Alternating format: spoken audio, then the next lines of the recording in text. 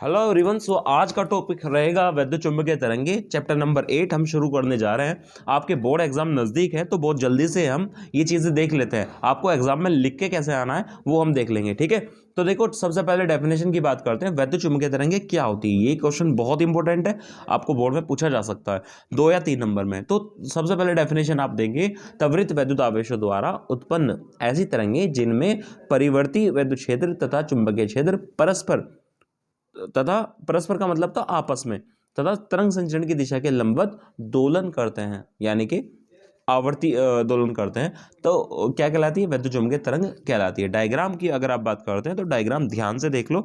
ये डायग्राम आपको वहां बनाना है। देखो ध्यान से, यहां पर क्या हुआ, मैं आपको दोबारा से बना के दिखाता हूं। देखो यहां पर अगर आप देखो तो वैद्युत क्षेत्र बदला, ठीक है। क्यों बदला? क्योंकि आपका जो आवेश है वो दोलन कर रहा है, त्वरित है। त्वरित का मतलब क्या हुआ, आप समझ के देखिए। कोई आवेश है वो क्या करेगा, जैसे यहां अगर मैं आपसे कहूं ये बिंदु है, ये आवेश अगर इसके नजदीक आएगा तो वैद्युत क्षेत्र क्या होगा, दूरी कम हो रही है, इसका प्रभाव ज्यादा होता जाएगा। तो ये आवेश जब इसके पास आएगा तो वैद्युत क्षेत्र बढ़ेगा, अगर दूर जाएगा तो वैद्युत क्षेत्र घटेगा। तो हम ये देखते हैं कि अगर आवेश ही अपनी जगह पर स्थिर नहीं है तो उसके द्वारा जो पैदा हुआ चुंबकीय क्षेत्र है या उसके द्वारा जो पैदा हुआ वैद्युत क्षेत्र है, वो दोनों एक दूसरे के वो भी क्या होंगे, बदलेंगे, लगातार बदलेंगे, ठीक है। क्योंकि आवेश ही तो पैदा करता है वैद्युत क्षेत्र को या चुंबकीय क्षेत्र को। तो अगर आवेश दोलन करेगा तो इसका मतलब पक्की बात है उसके द्वारा जो चुंबकीय क्षेत्र है या वैद्युत क्षेत्र है वो भी क्या करेंगे, दोलन करेंगे, यानी कि वो बदलेंगे लगातार, ठीक है। तो जैसे अगर ये आवेश अब यहाँ से यहाँ आ रहा है, नज़दीक आ रहा है, तो अगर नज़दीक आ रहा है तो वैद्युत क्षेत्र पहले कम था, फिर बढ़ेगा, फिर और बढ़ेगा, ठीक है। अब जब ये दूर जाएगा तो वैद्युत क्षेत्र क्या होगा भाई, यहां से जब ये वापस चलेगा तो जब ये दूर जाएगा तो वैद्युत क्षेत्र क्या होगा, उसी तरीके से पहले कम होगा, फिर और कम होगा, फिर और कम हो जाएगा।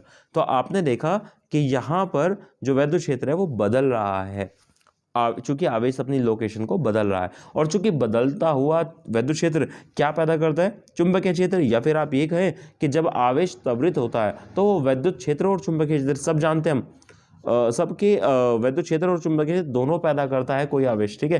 क्यों पैदा करता है उसके लिए आप डीपली समझ सकते हैं, जो पिछला लेक्चर मैंने आपको दिया है, ठीक है। तो यहाँ हम बात करते हैं अभी इसकी। तो आपको पता है कि जब भी कोई आवेश गतिशील होता है, त्वरित होता है, तो अपने चारों ओर वो चुंबकीय क्षेत्र भी पैदा करता है। तो यहाँ अगर हम देखें तो वैद्युत क्षेत्र तो पैदा हो गया हमारे पास, ठीक है, जो आपने देखा, ठीक है। अब वैद्युत क्षेत्र पैदा हुआ तो परिवर्ती वैद्युत क्षेत्र क्या पैदा करता है बच्चों, चुंबकीय क्षेत्र भी पैदा करता है। तो जल्दी से हमने देखा चुंबकीय क्षेत्र पैदा कर रहा है और वो भी वैद्युत क्षेत्र के लंबवत, ठीक है। तो अगर ये ई है तो ये क्या होगा फिर हमारा बी। ये डायग्राम बहुत इंपॉर्टेंट है, आपको इसको हल्के में नहीं लेना है, बनाते हुए चलना है, ठीक है। यहाँ तक कोई डाउट है? आगे हम समझते हैं। मैंने ये डायग्राम पहले बना दिया था, पर चूंकि अब तुम इसको समझ सकते हो इसीलिए दोबारा आपको बना के दिखा रहा हूँ। तो ये हमारा परिवर्ती वैद्युत क्षेत्र है, इसको नहीं छोड़ना, इसको लेके चलो, ठीक है। क्योंकि आवेश तो लगातार दोलन कर रहा है ना, और अगर आवेश लगातार दोलन कर रहा है तो पक्की बात है इसके द्वारा जो वैद्युत क्षेत्र है वो भी क्या होगा, वो भी लगातार बदल रहा होगा, ठीक है। तो यहाँ पर वैद्युत क्षेत्र क्या हो रहा है, लगातार चेंज हो रहा है, ठीक है। अगर वैद्युत क्षेत्र लगातार चेंज हो रहा है तो फिर आप ये बताओ, अगर ये वैद्युत क्षेत्र है, ठीक है, मैं अगर हम बात करते हैं इसकी, तो अगर ये वैद्युत क्षेत्र है तो पक्की बात है कि ये क्या पैदा कर रहा होगा, ये परिवर्ती चुंबकीय क्षेत्र पैदा कर रहा होगा। तो चुंबकीय क्षेत्र अगर ये है तो ये कहाँ जाएगा, आगे ऐसे जाएगा, नहीं जाएगा। तो डायग्राम बहुत साफ बनाना है आपको, ठीक है। ऐसे यहाँ आपको साथ साथ नोट्स भी मिल रहे हैं ताकि आप ये समझ सके कि एग्जाम में आपको लिख के कैसे आना है, ठीक है। आपके सामने मैं इसीलिए बना रहा हूँ ताकि तुम्हें ये समझ में आ जाए ये होता कैसे है। एक चीज़ का ध्यान रखना, ये एक्सिस और ये एक्सिस दोनों एक दूसरे के लंबवत बनाना। कुछ क्या करते हैं ऐसे बनाते हैं सीधा, वो गलत कट जाता है, ठीक है। ये देखो दिख रहा है डिफरेंस, ठीक है। ये चीज़ें आगे बढ़ती जाएंगी, ये जो पल्स है ये आगे बढ़ते जाएंगे और इस तरीके से त्वरित आवेश द्वारा हम क्या कर लेंगे, वैद्युत चुंबकीय तरंग को प्राप्त कर लेंगे। ये जो मॉडल मैं आपके सामने बना रहा हूँ वैद्युत चुंबकीय तरंग का, ये सबसे पहले बनाया था मैक्सवेल ने, ठीक है।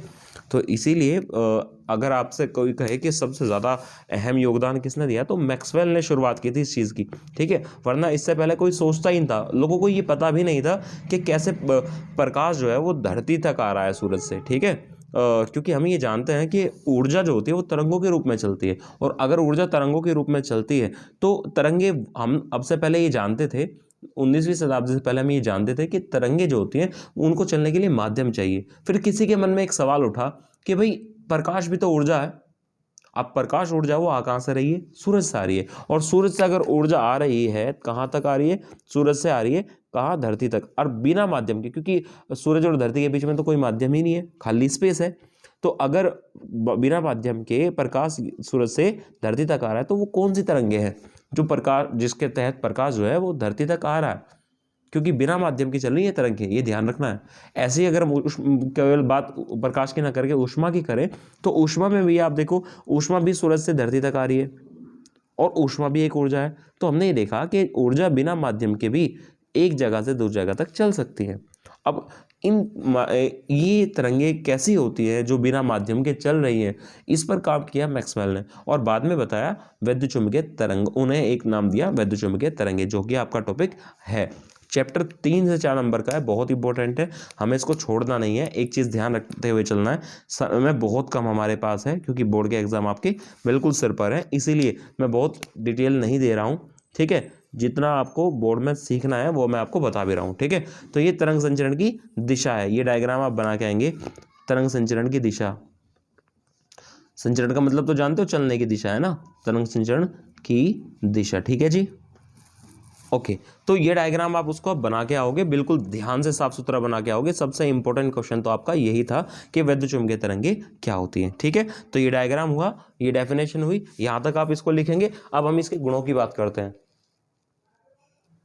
अब देखो, इनके गुणों की बात करते हैं, आपसे 2 से 3 नंबर में गुण पूछ लिए जाते हैं। जो मुख्य गुण है वो मैं आपको बता रहा हूं यहाँ पर।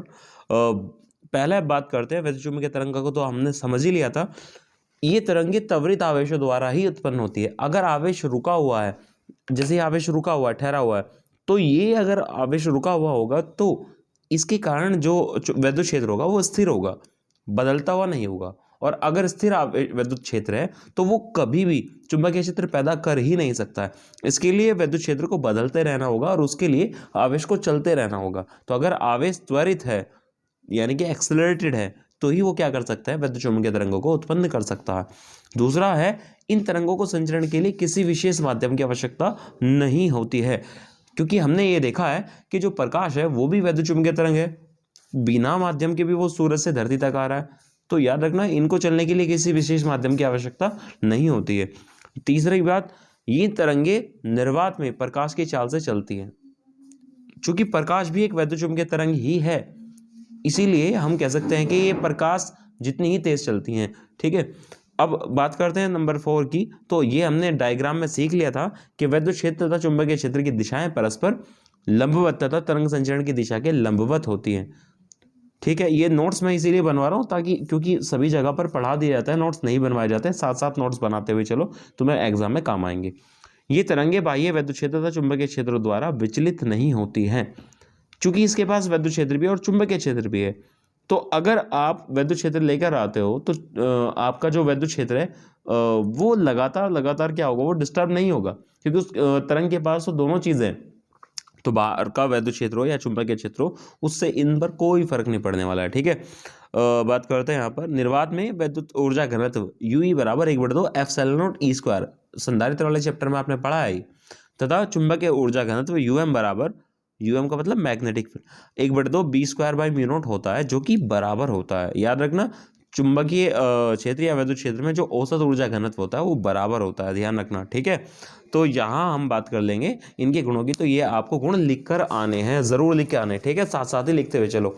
और एक बहुत इंपॉर्टेंट इसमें गुण रह गया है, जो कि है इन तरंगों की प्रकृति अनुप्रस्थ होती है। ध्यान रखना, ये आपको एग्जाम में पूछा भी जा सकता है कि इनकी प्रकृति कैसी होती है। तो बच्चों याद रखना, इनकी जो प्रकृति होती है वो क्या होती है? अनुप्रस्थ। अनुप्रस्थ अनुप्रस्थ प्रकृति क्यों कह रहा हूं? क्योंकि तरंग अनुदैर्ध्य और अनुप्रस्थ दोनों तरह की होती है, पर अनुप्रस्थ इसलिए क्योंकि इसमें जो दोलन हो रहे हैं वो हो रहे हैं लंबवत। जो दोलन हो रहे हैं वो क्या हो रहे हैं? लंबवत हो रहे हैं, और लंबवत दोलन जहां होते हैं वहां अनुप्रस्थ प्रकृति होती है। तो इन तरंगों की प्रकृति अनुप्रस्थ होती है। ये आपको मल्टीपल चॉइस में भी देखने को मिल सकता है, ठीक है। यहां तक तो जी 2 गुण रह गए थे जो कि बहुत इंपॉर्टेंट है। इन तरंगों की प्रकृति अनुप्रस्थ होती है। क्यों होती है? क्योंकि आपसे कोई पूछे कि क्यों होती है, वो इसलिए होती है क्योंकि अनुप्रस्थ प्रकृति तब होती है जब कंपन या दोलन हो तरंग संचरण की दिशा के लंबवत, ऐसे। ठीक है, तो आप पिछली वीडियो मेरी देख सकते हैं, आपको अनुप्रस्थ प्रकृति समझ में आ जाएगी। इसीलिए वैद्युत चुंबकीय तरंगों की प्रकृति अनुप्रस्थ होती है। और जो कि बहुत इंपॉर्टेंट है, न्यूमेरिकल के लिए भी ये फॉर्मूला बहुत इंपॉर्टेंट है। इन तरंगों के वैद्युत क्षेत्र का आयाम ई नोट तथा चुंबकीय क्षेत्र का आयाम बी नोट का अनुपात निर्वात में प्रकाश की चाल के बराबर होता है। क्यों होता है, मैं आपको प्रूफ भी करवा दूंगा। ठीक है,